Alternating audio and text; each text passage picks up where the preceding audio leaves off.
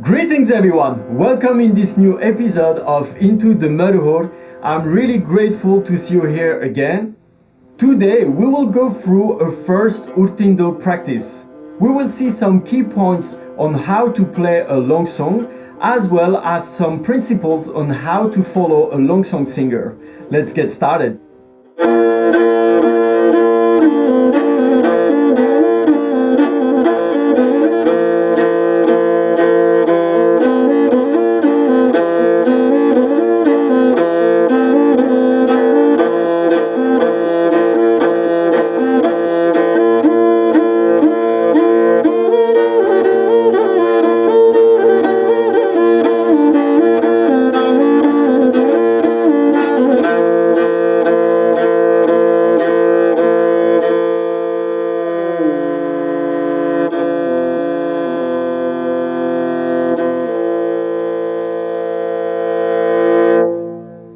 First of all, I will present you the idea behind this practice, and then we will see each step in detail.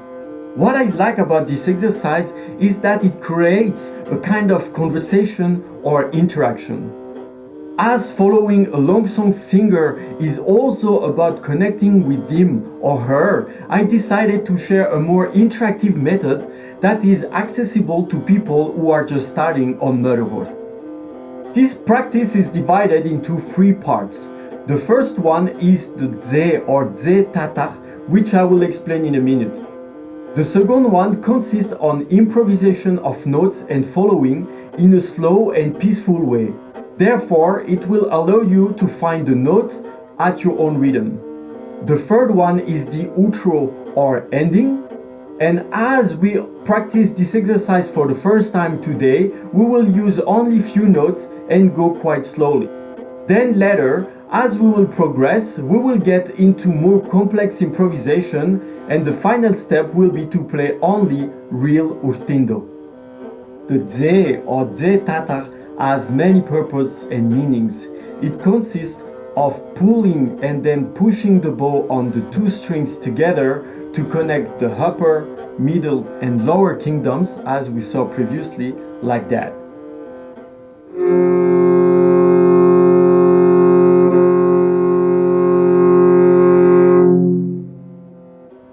The first purpose can be seen as a way of pleasing and calming the guardian spirits of the place where we are playing.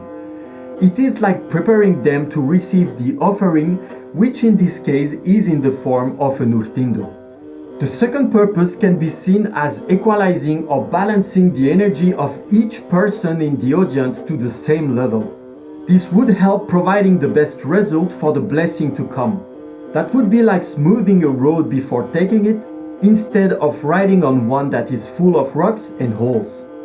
The third purpose can be seen as a way of attracting the attention of the audience to introduce a blessing, a long song, a maktaj, a tatlak, or a bee. Mongolians usually start a blessing by saying Dze! And this little ritual also applies to the Urtindo, the motherhood, and its music. The fourth purpose can be seen as showing support and respect, as well as giving energy to the singer we will follow or the dancer we will accompany. It is a little bit like saying, I will back you up, you can count on me. Finally, the fifth purpose can be seen as a way of checking the tuning of the instrument before we start playing. If the instrument needs a little adjustment, it is possible to do it during this moment. Otherwise, it is best to tune it properly and do the Dze again.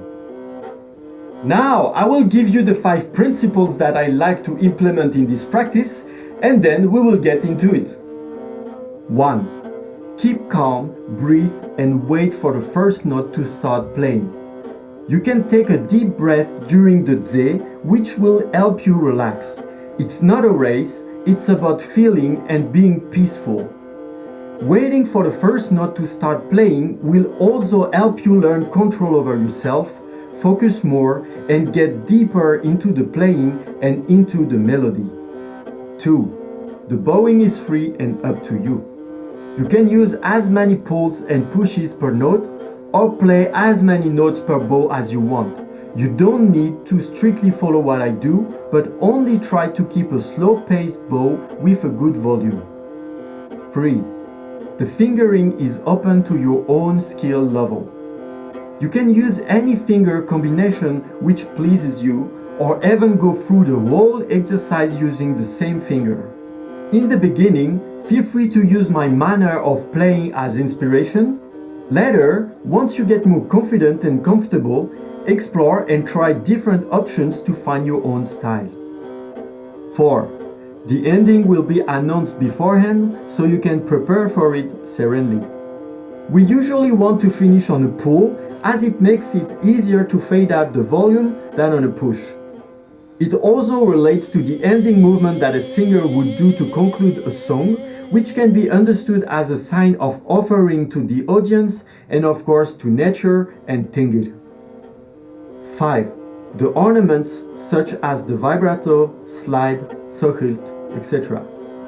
The usual idea is to complement the singer. To be more clear, when he or she keeps a steady note, then the Mörderhulch would tend to add ornamentations. On the other hand, when the singer is using ornaments, then the Mörderhulch would tend to keep a steady note. I would suggest you to start by following what I do to help you get the idea as well as the feeling. And once you get confident and comfortable, then just let yourself go and follow your own intuition. Now let's get into the practice. First, the D. Remember to breathe.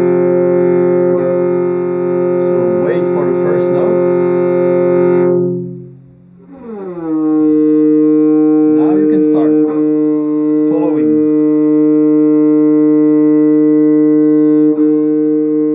Remember to keep a slow bow.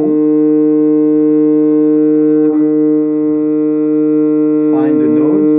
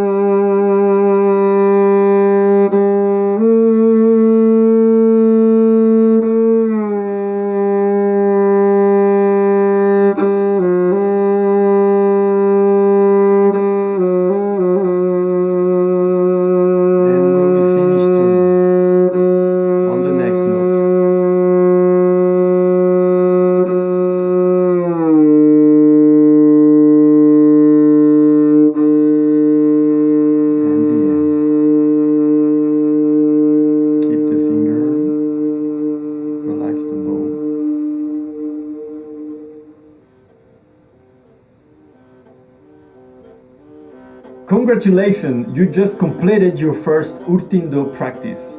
Now, if you ended up being lost during this practice, feel free to rewind and to play it again.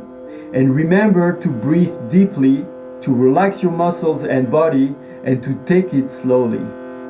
So I think that's it for today's episode. I hope that it was fun and that you enjoyed it. As usual, feel free to like and share this episode, and be sure to subscribe to this channel to get the notification for the latest videos. Also, for more direct interaction and conversation, you can join the Discord community. Link is in the description. And until next time, may the blessing of the eternal blue sky be upon you.